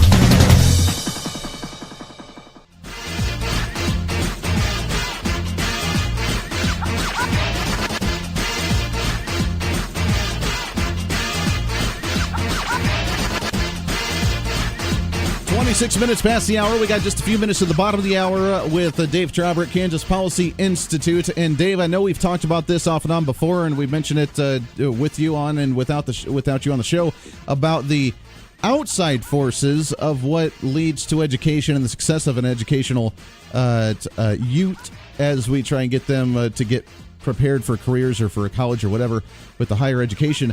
But how much does the outside forces like, home life actually affect the child's education? And can we put a price tag on that when it comes to educational funding? No, in fact, that's one of the great examples of why cost studies and courts can't begin to set an exact amount of this is what you need to accomplish X, because there's so many variable factors. Home life, community situation, the quality of the staff. That's not to detract from the hardworking teachers and educators we have out there. Sure. But, they can't all be above average. Exactly. Well, that's true. Is this you stuff know, brought up in the decision making when the court hears these things and they say, you know what, there's a child that doesn't have stability or a foundation at home. Their parents are always at each other's throats, or they're on drugs, or there's an issue going on, and they try and go to school every day, and we entice them by having food there because they may be suffering. We entice them by trying to make it entertaining and whatever, but they have a bad home life. No matter how much money we sink into the school to make it look fancy with a rock climbing wall outside, it's not going to make them educated any better. Is that stuff even come up in the decision making? No, of course not. In fact, the information's there. It's suppressed. Classic example. One of the schools in the Kansas City districts, one of the schools in the lead plaintiffs, touts a story of Emerson Elementary where they put more money in from a federal grant, and later they had better results, and so therefore this caused that. But what they don't talk about in the court, and shame on the state's attorneys for not even bringing this up, is that before they put the money in, they changed the staff. Mm-hmm. They sat down with the staff and said, well, what do you think about these kids? And most of the staff said, we don't think these kids can learn. They've kind of given up on them. And so the district changed over half the staff and started over. And then, they put more money in. Who knows how much the factor had of more money. But here's the other thing. They had another school in that same district where they got more money, even more money from a federal grant, same program, didn't change staff, put money into the school, and guess what happened to results? Nothing. I want to read. There are so many external factors that come into play. It is not just about money. Exactly. I mean, you can't just solely base, X amount of money is going to be able to get a kid educated. It doesn't work that way. We got about 45 seconds left. But again, check them out, kansaspolicy.org. All the information's on there as well. But I mean, just to reiterate, and I've been saying this, and I want to make sure that I've been saying it correct, that we have not cut any funding for public K through 12 education at all in any recent years in any way, shape, or form. In fact, we've actually grown at 1% to 2% since the mid-1990s, correct? Funding there were a couple of years in there where there during the recession where there were tiny, like the big cut was 2.6%. Wow. Yeah. And then the second year was like 0.9%. So there were some times. There was another year where they didn't put all the money into the pension plan. And so that reduced funding, and it also reduced costs. But funding continues to set new records, despite what educators claim, despite what the school's attorneys claim. Funding is at all-time high. But yet it's approaching $14,000 per pupil last year. But it's never enough. Dave Trauber, Kansas Policy Institute. We appreciate it, my friend. We'll get you back on the show again soon. When you're in town, love to get you on for that entire hour. Got to take a break. Your phone calls when we come back.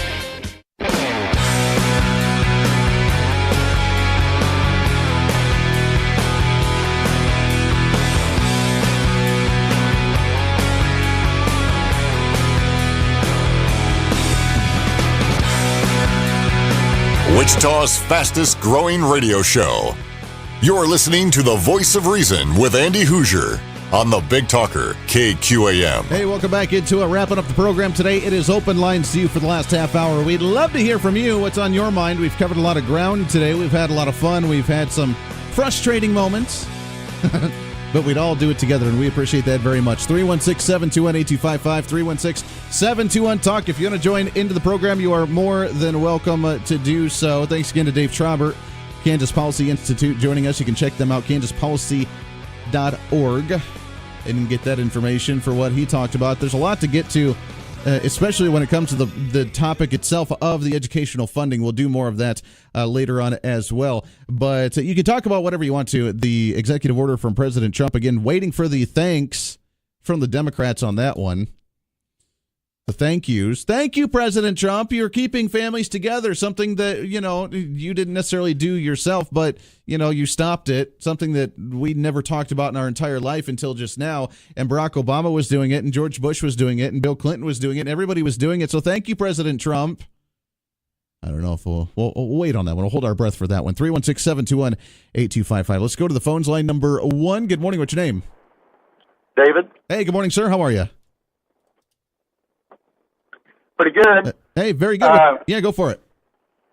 Yeah, I was calling about what Dave Travert said on the Florida. Uh-huh. He said that they increased spending by only 2%. Yes. Yet the test scores went up 30%, which is huge. Yes. What is the thing that Florida did that we didn't?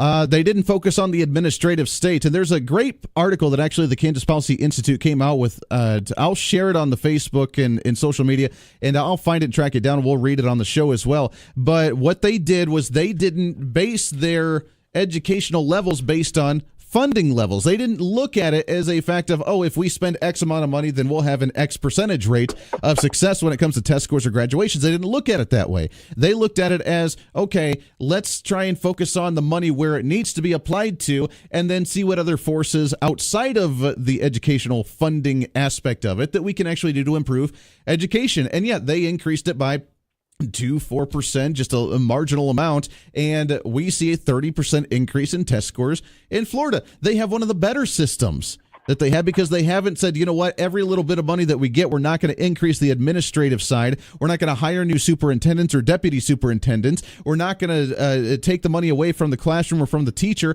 and we're going to actually appropriate it the right way. Kansas hasn't figured that out yet because whatever we spend on education, they say, oh, look, if you remember last year, what did we do? They got more money. They were excited they got more money. They gave a 3% raise to the teachers, which made everybody all content and happy of, hey, they're really caring about the teachers, and then turned around and gave the administrative side a 6% increase in salary because to them, that is the priority and that's more important. And until we learn that aspect of it, we're never going to fix anything.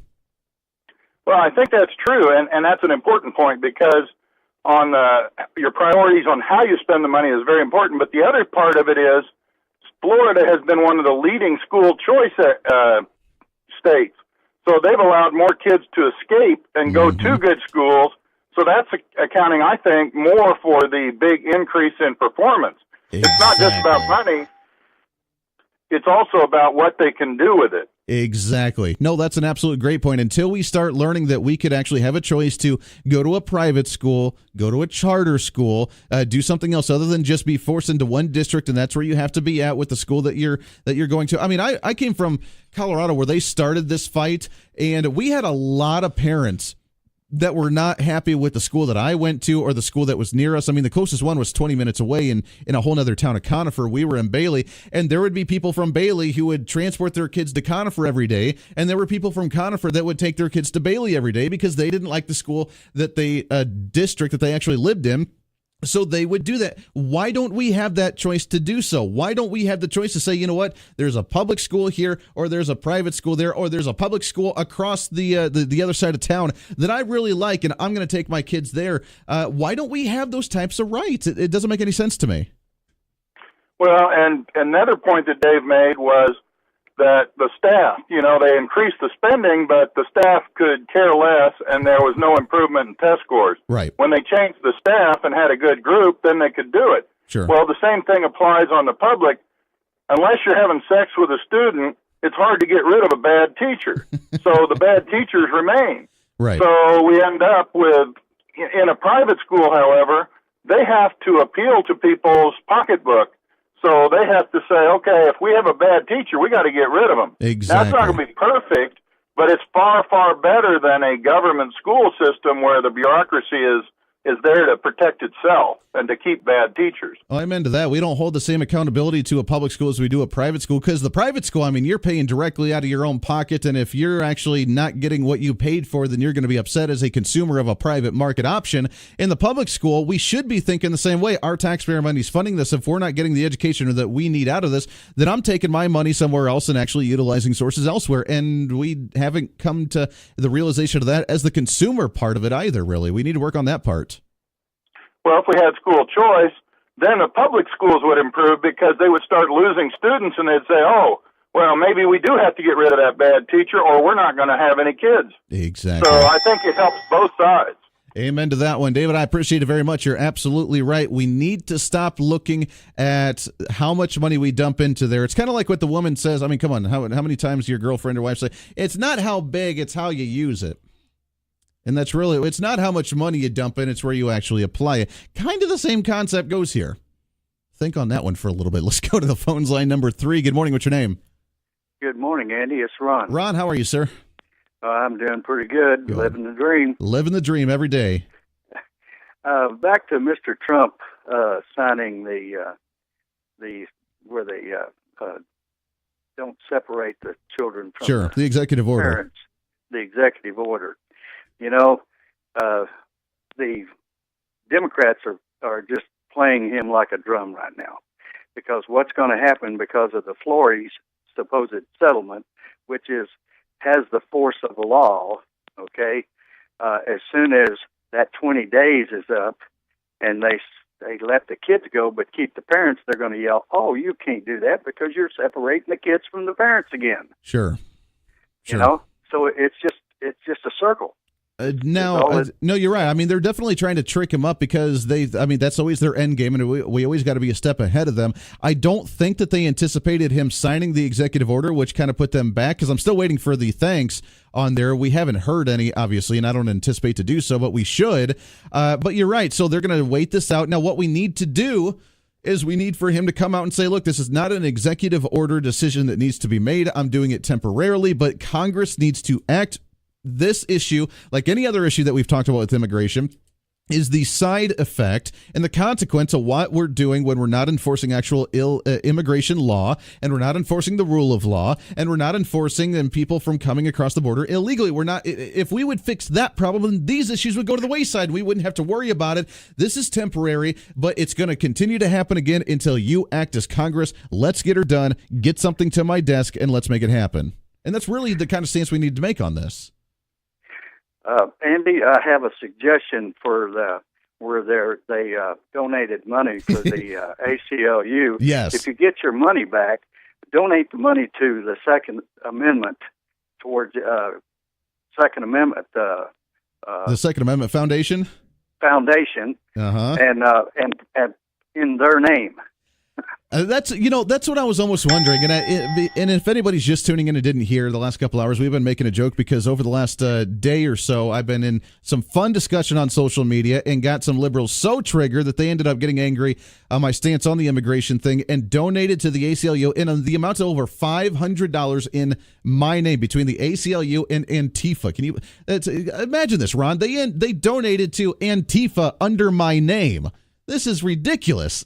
So I think that we should do some kind of fundraiser to a certain an organization that would infuriate them, whether it is maybe ICE. Maybe we donate to ICE ourselves with the Border Enforcement and Border Patrol, or whether it's the Second Amendment Foundation, or whether it's another one. But I think that we should do something in a positive manner. And what we should do is we should make it out. You're right. I like that idea. Make the donation out to the name by the ACLU. I wonder how they'd take that. What do you think? That would be a great idea. You know what we could do? We could fund, and we could just buy a whole bunch of rubber bullets and tasers and send them down to border security and say hat tip to the ACLU for providing these to you. Come on, that'd be fantastic right there. Andy, It's been great listening to you. Have a good day. I appreciate it, Ron, very much. So I think that's what we should. Maybe we just get a whole bunch of rubber bullets and tasers, mail them down in a box, and say hat tip to the ACLU providing these for you. Have fun. Go at it. Just imagine what their response would be. That would make me. But just I don't. I mean, if that makes their cause better and they feel all happy and hunky-dory about it because they donated money in my name to the ACLU and to Antifa in the amount of over $500 in a one-day spat on social media, and I started it. I know I started it. They were doing their thing, and they were wondering. Actually, it started off with a post with someone saying, I wonder what I can do to help these poor children being ripped away and torn away from their families. What can I do? Hashtag Trump. And they did not like Trump in any way. So I ended up, of course, making a comment, and it just went from there, and it was about 10 people against myself, and my wife chimed in a little bit as well, and we all went at it, and then by the end of it, they were so upset and so angry that they ended up donating to the ACLU and to Antifa under my name, and they were posting the receipts on social media for me to see. Thanks, Andy, for your contribution. And they were all proud of it, so I think that we should do something about this. I really do. I mean, we just helped them contribute. Now, I was continuing edging it on because my point was if you're going to contribute and you have more than them, then you should donate everything you have. You should probably give everything in your bank account. You should probably max out your credit cards. You should probably put a second or third mortgage on your home in order for you to help them because they are less fortunate, and you are probably the privileged individual that has more than them, so you should probably lower yourself to that, right? I mean, come on. If that's what you're going to do, and you hate this message that much, then you should really jump all in with 2 feet. And, of course, that didn't happen. But with the donations of over $500 to the ACLU and to Antifa, then maybe we should do something in ourselves to show them what conservatives actually do. Let's go back to the phones. Lines are lighting up here. 316-721-8255. Line number 4. Good morning. What's your name? James. Hey, James. How are you, sir? I'm doing well, thank you. Hey, good. Okay, first thing, I think we should donate to Trump 2020 campaign. That'd piss him off. Oh, I like that. There you go. And second, when I went to school in Florida, we did 3 classes a day for 12 weeks, the same 3 classes. And I mean, the education down there, my GPA was 3.9, so, and I went from a 3.2 moving from Wichita, Kansas to there. So, I mean, maybe they need to think about that in our schools here. No, wait, so you went to 3 classes, the same 3 classes for 12 weeks straight, and then you changed it into different topics? Yeah, well, we did so science was, so we did biology for 2 hours a day. Okay. Then we go to the health, and then we would do math for 2. And so we do those same 3 classes for 12 weeks, but we ended up getting 9 classes a year. So we was getting 9 credits a year, but they were double credits, so we were getting 18 credits. It was crazy. Wow. Okay. But that's all I have to say about that, and I'm going to listen to you on the radio. Well, hey, I appreciate the call. That's a great idea. I mean, there's different ways that we can definitely start making the classes better and the way that we actually do the education better, whether it is, I mean, we've talked about like extending the school year to make it full year with, a few 3 or 4 week breaks in between as opposed to like 3 months. And that way they don't lose things, to making the days shorter. So that way they don't actually lose a lot of the education that they get every day because they're so burnt out that they're not absorbing the information, to, of course, the options that we have with school choice, to something like that maybe with doing it blocks. I mean, we did blocks. We did kind of the same thing, I guess. We did block schooling to where it was 4 classes.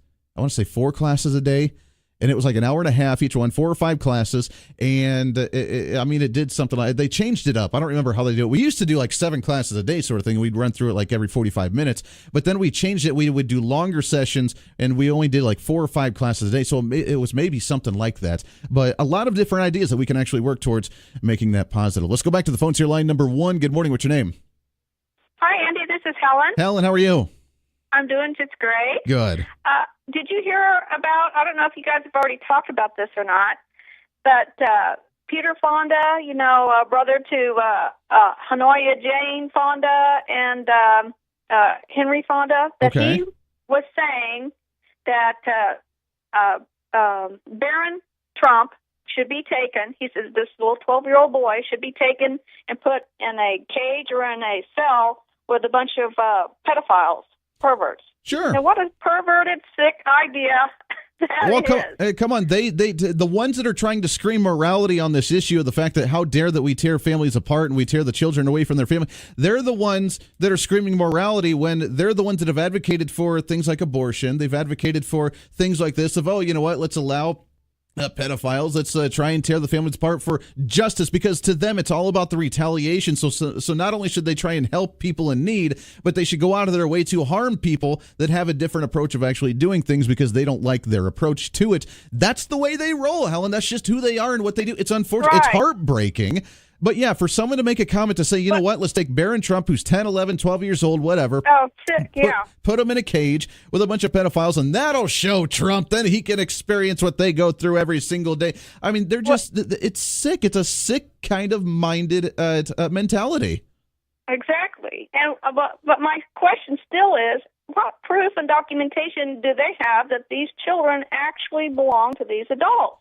Shouldn't we be trying to protect these children from maybe being kidnapped? Well, that's we don't a great know point. that they haven't been kidnapped. Sure. I mean, there are some, obviously, that are the legit families, but then there are, like you mentioned, the ones that use the children for that emotional argument, for the human trafficking of the child, or drug trafficking under the false narrative of being a family-oriented type of individual. That's why we have something called security. Because that way we can try and weed through who's legit and who's not legit, and why you can't just say, let's open the border and let's let everybody in, because everybody, as soon as they say it, that must make it true, because we just trust everybody in their word, right?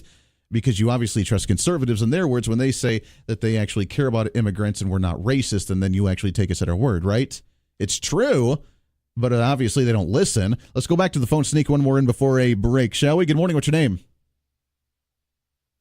Hello. Hello? Hello, how we doing? Oh, hi, my name's Virginia. Fine, thanks for taking my call. Sure. I just wanted to say I don't really understand our outrage over this. Those children are not being mistreated, and I can guarantee you every state prison in the United States has inmates in there that are separated from their children because they committed a crime. And when these people come here illegally, they're committing a crime, and they know they're coming here illegally. That's why they're trying to sneak in. So why do we treat everybody else and their children better than we treat our people and their children? Because Americans, according to them, are second class, that they need to be the priority, and how dare that we... You're right. I mean, why are we outraged with that when people are separated? I mean, military families who even chose to do so, just like these individuals have chosen to do so, to do something for a cause, to do something that they feel passionate about, to go overseas, and guess what? They're separated from their families every day. Someone who commits a crime and is a drug trafficker or a murderer or whatever, they're separated from their family every single day. I mean, it's almost like as a narrative of someone who refuses to actually renew their driver's license, and then they get caught and they realize that they're driving without a valid driver's license. They get in trouble. They take away the driver's license from the individual because the evil, terrible government did that, and then now you can't take your kid to school or where they need to go to, so that's the government's fault, right?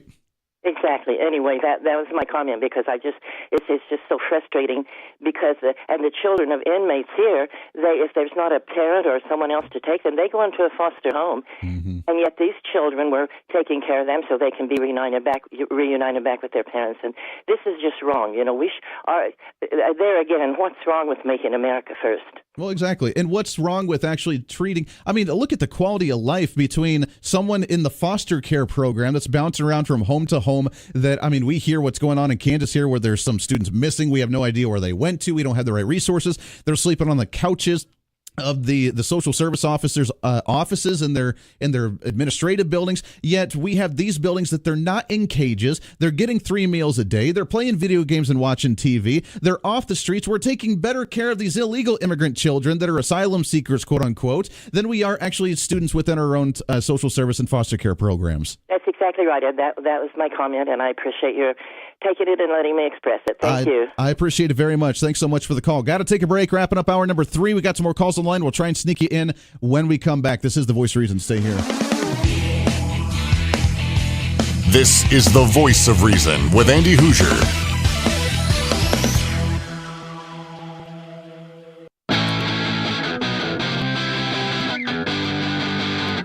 All right. out of time. We got about 45 seconds left of the show. I'm going to come up with, we had some great ideas when it comes to the donations on what we're going to contribute to and start a little movement here on the Voice of Reason and KQAM Airwaves. I think we're going to have some fun with it. But we will be doing a fun donation. Get ready for it. And more information will be coming very soon. So stay tuned into that because we cannot let this go unanswered. They're still trying to continue it on social media, and I'm just letting this one slide. It's all right, but they're really upset. But again, over $500 donations, Antifa and the ACLU. Sorry, that ain't going to go unanswered by myself or any of us here in the Mid-America region that actually understands common sense. So anyways, we appreciate all the phone calls, conversations. We love it. We'll continue it on tomorrow for a Free-for-All Friday. We'll get your thoughts and calls. Plus, we'll have a bit of a better idea what we're going to do. This is your show, as it always is. It's time to speak up, speak out, speak loud, speak proud, speak the truth, and always speak some reason. This is the Voice of Reason. Everybody have a wonderful Thursday.